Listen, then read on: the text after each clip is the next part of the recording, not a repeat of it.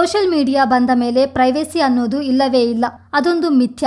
ನೀವು ಒಮ್ಮೆ ಫೋಟೋ ಅಥವಾ ಮಾಹಿತಿಯನ್ನು ಅಪ್ಲೋಡ್ ಮಾಡಿದ್ರೆ ಅದು ನಿಮ್ಮ ಕೈಮೀರಿ ಹೋಗಿರುತ್ತೆ.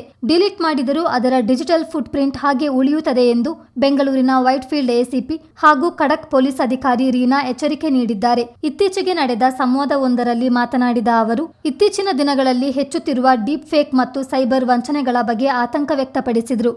There is nothing called privacy. Digital bandaga, there is no something called private ಅನ್ನೋದು ಇಲ್ಲ. Once anything you upload on the digital media, whether it is mobile or any form of social media, your privacy is gone even after you delete it.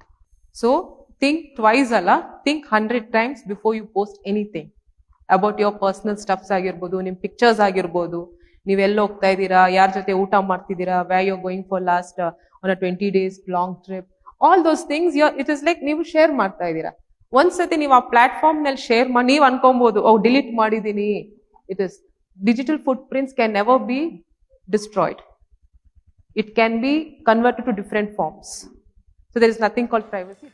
ಇಂದು ಹೆಚ್ಚಾಗಿ ವಿದ್ಯಾವಂತರೇ cyber ಕ್ರೈಮ್ಗಳಿಗೆ ಬಲಿಯಾಗ್ತಿದ್ದಾರೆ. ಶಾರ್ಟ್ಕಟ್ನಲ್ಲಿ ಹಣ ಮಾಡುವ ದುರಾಸೆಯೇ ಇದಕ್ಕೆ ಕಾರಣ ಎಂದು ACP Reena ಹೇಳಿದ್ದಾರೆ. Cyber ಮೋಸವಾದ ತಕ್ಷಣ ಗೋಲ್ಡನ್ ಅವರ್ನಲ್ಲಿ 1930 ಸಂಖ್ಯೆಗೆ ಕರೆ ಮಾಡಿದ್ರೆ ಹಣ ಉಳಿಸಿಕೊಳ್ಳಲು ಸಾಧ್ಯವಿದೆ ಎಂದು ಸಲಹೆ ನೀಡಿದ್ರು. ಇದೇ ವೇಳೆ ಮದುವೆಯೇ ಜೀವನವಲ್ಲ, ಅದೊಂದು ಭಾಗವಷ್ಟೇ. ಡೊಮೆಸ್ಟಿಕ್ ವೈಲೆನ್ಸ್ ಸಹಿಸಿಕೊಂಡು ಕೂರಬೇಡಿ ಎಂದು ಯುವತಿಯರಿಗೆ ಧೈರ್ಯ ತುಂಬಿದ್ರು. ಡೇಟಿಂಗ್ ಆಪ್ಗಳ ಮೋಸದ ಜಾಲ ಮತ್ತು ಫೇಕ್ ಐಡಿಗಳ ಬಗ್ಗೆ ಎಚ್ಚರದಿಂದಿರಲು ಎಸಿಪಿ ಕಿವಿಮಾತು ಹೇಳಿದರು. ಚಿತ್ತಾರ ನ್ಯೂಸ್, ಮಡಿಕೇರಿ.